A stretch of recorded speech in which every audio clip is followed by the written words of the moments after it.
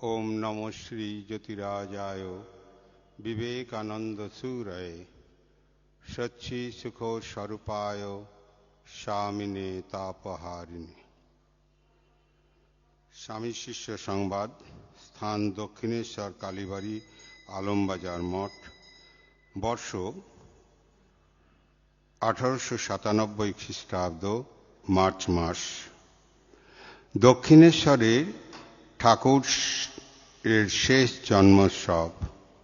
ধর্মরাজ্যে উৎসব পার্বণাদির প্রয়োজন। অধিকারী বেদে সকল প্রকার লোক ও ব্যবহারের আবশ্যকতা। স্বামীজির ধর্মপ্রচারের উদ্দেশ্যে একটি নতুন সম্প্রদায় গঠন নহে। স্বামীজি যে সময়ে ইংল্যান্ড হইতে প্রথমবার ফিরিয়া আসেন তখন আলমবাজারের রামকৃষ্ণ মঠ প্রতিষ্ঠিত ছিল। মঠের বাড়িটাকে লোকে ভূতের বাড়ি বলিত, কিন্তু সন্ন্যাসীগণের সংসর্গে ওই ভূতের বাড়ি রামকৃষ্ণ তীর্থরূপে পরিণত হইয়াছিল। তথায় কত সাধন ভজন, কত জপ তপস্যা, কত শাস্ত্র প্রসঙ্গ ও নামকীর্তন হইয়াছিল, তাহারা আর পরিসীমা নাই। কলিকাতার রাজোচিত অভ্যর্থনা লাভ করিয়া স্বামীজি ওই ভগ্ন মঠেই অবস্থান করিতে লাগিলেন। আর কলিকাতার অধিবাসীগণ তাহার প্রতি শ্রদ্ধান্বিত হইয়া 1 মাস কাল থাকিবার জন্য তাহার নিমিত্ত কলকাতার উত্তরে কাশীপুরে গোপাললাল শীলের বাগানবাটিতে যে স্থান নির্দিষ্ট করিয়া দিয়াছিলেন, সে স্থানেও মধ্যে মধ্যে আসিয়া অবস্থান করিয়া দর্শনোৎসুক জনসঙ্গের সহিত ধর্ম আলাপাদির করত তাহাদের প্রাণের আকাঙ্ক্ষা পূর্ণ করিতে লাগিলেন। শ্রী রামকৃষ্ণদেবের জন্মোৎসব নিকটবর্তী। দক্ষিণেশ্বরে রানী রাসমণির কালীবাড়িতে এবার উৎসবের বিপুল আয়োজন হইয়াছে। রামকৃষ্ণ সেবকগণের তো কথাই নাই। ধর্মপিপাসু ব্যক্তিমাত্রেই আনন্দ উৎসবের পরিসীমা নাই। কারণ বিশ্ববিজয়ী স্বামীজি শ্রীরামকৃষ্ণদেবের ভবিষ্যৎবাণী সফল করিয়া এবৎসর প্রত্যাবৃত হইয়াছেন। তাহার গুরুভাতৃগণ আজ তাহাকে পাইয়া যেন শ্রীরামকৃষ্ণ সঙ্গ সুখ অনুভব করিতেছেন। কালী মন্দিরের দক্ষিণে বিস্তৃত রন্ধনশালায় ভোগ প্রস্তুত হইতেছে। স্বামীজি তাহার কয়েকজন গ্রুপ ভাতা সহ বেলা 9টা-10টায় আন্দাজ উপস্থিত হইয়াছেন। তাহার নগ্ন পদ শীর্ষে গৈরিক বসনের 19 জনসঙ্গ তাহাকে লক্ষ্য করিয়া ইতস্তত ধাবিত হইতেছে। তাহার সেই আনন্দিত রূপ দর্শন করিবে, সেই পাদপদ্ম স্পর্শ করিবে এবং তাহার শ্রীমুখের সেই জ্বলন্ত অগ্নিশিখা সমবাণী শুনিয়া ধন্য হইবে বলিয়া। তাই আজ আর স্বামীজির তিলার্ধ বিশ্রামের সময় নাই।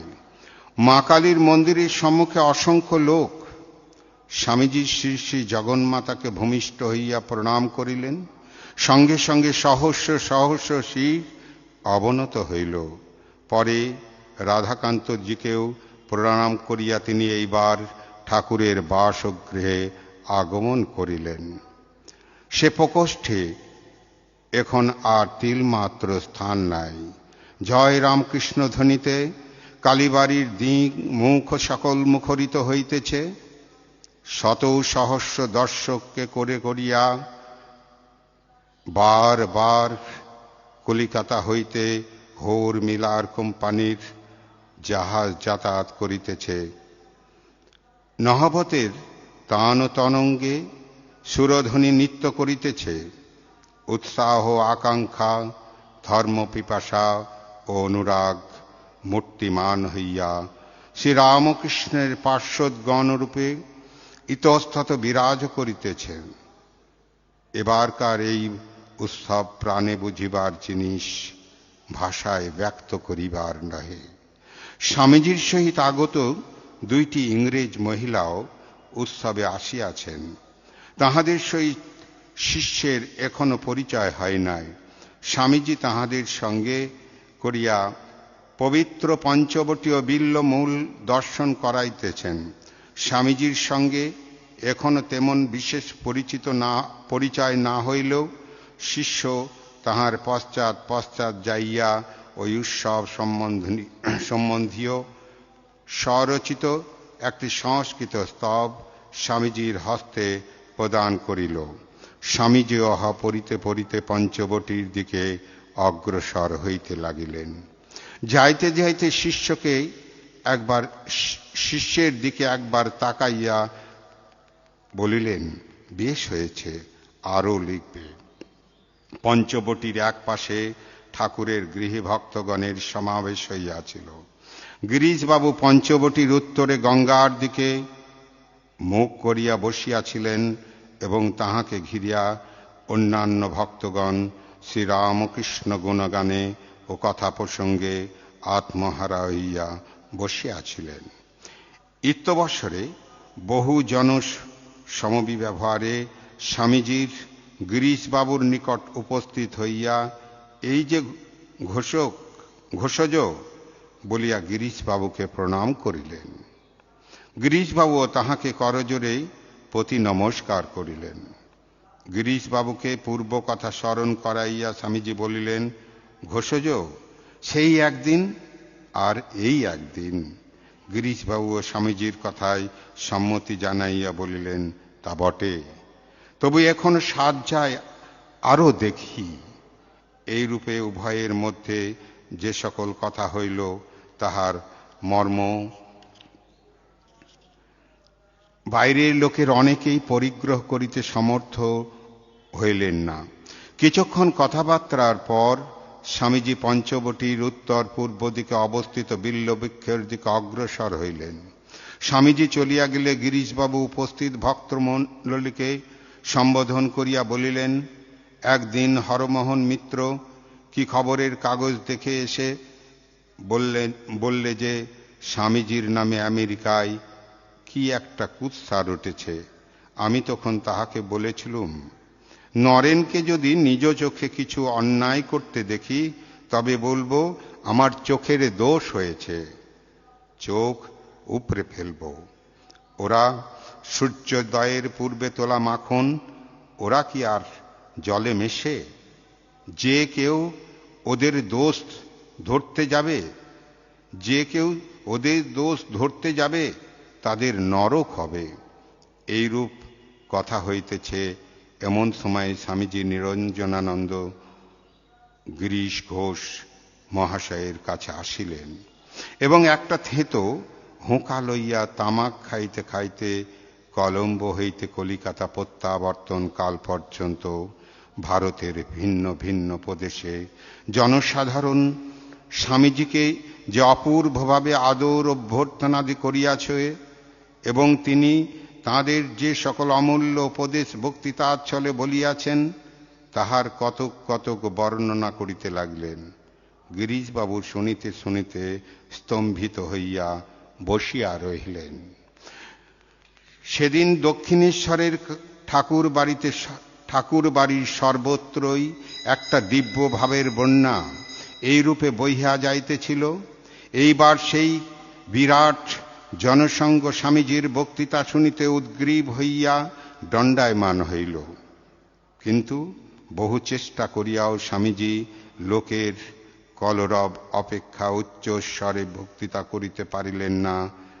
অগত্যা বক্তৃতায় উদ্যম পরিত্যাগ করিয়া তিনি আবার ইংরেজ মহিলা দুইটিকে সঙ্গে লইয়া ঠাকুরের সাধন স্থান দেখাইতে ও শ্রী ঠাকুরের বিশিষ্ট ভক্ত ও অন্তরঙ্গগণের সঙ্গে আলাপ করাইয়া দিতে লাগিলেন।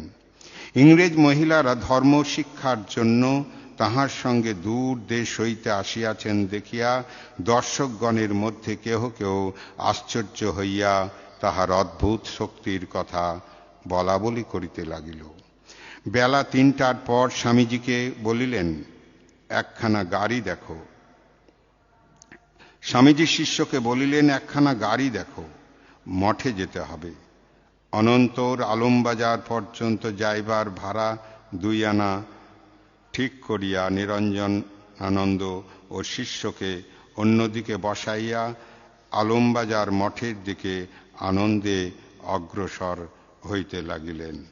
যাইতে যাইতে শিষ্যকে বলিতে লাগিলেন, কেবল জীবনের কার্যে অপরিণত ভাব নিয়ে পড়ে থাকলে কি হবে? এই সকল উৎসব প্রভৃতিরও দরকার, তবে তো ম্যাসের ভেতর এই সকল ভাব ক্রমশ ছড়িয়ে পড়বে। এই যে হিন্দুদের 12 মাসে 13 পার্বণ, এর মানেই হচ্ছে ধর্মের বড় বড় ভাবগুলি ক্রমশ লোকের ভিতর প্রবেশ করিয়ে দেওয়া। ওর একটা দোষ আছে, সাধারণ লোকে ওই সকলের প্রকৃত ভাব না বুঝে ওই সকলে মত্ত হয়ে যায়, আর ওই উৎসব আমোদ থেকে থেমে গেলেও আবার যা তাই হয়।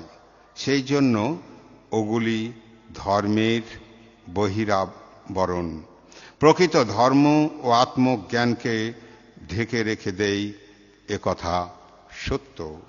কিন্তু যারা ধর্ম কি, আত্মা কি, এই সব কিছু মাত্র বুঝতে পারে না, তারা ওই উৎসব আমাদের মধ্যে দিয়ে ক্রমে ধর্ম বুঝতে চেষ্টা করে।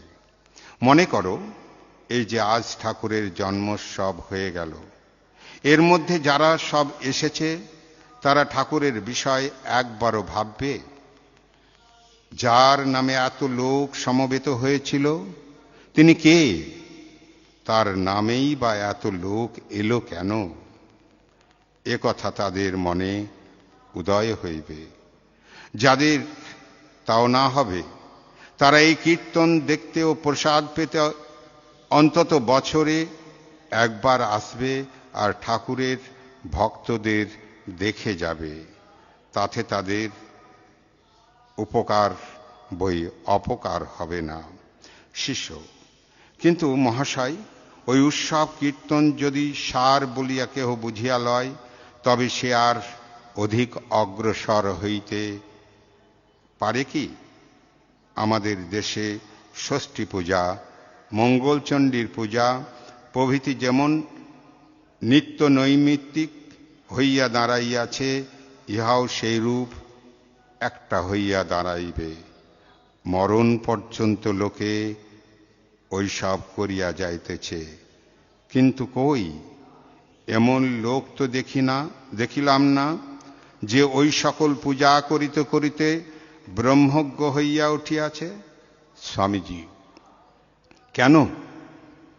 এই যে ভারতে এত ধর্মবীর জন্মিয়াছিলেন, তারা তো সকলে ওইগুলিকে ধরে উঠেছেন এবং অত বড় হয়েছেন। ওইগুলিকে ধরে সাধন করতে করতে যখন আত্মার দর্শন লাভ হয়, তখন আর ওই সকলে আঁট থাকে না।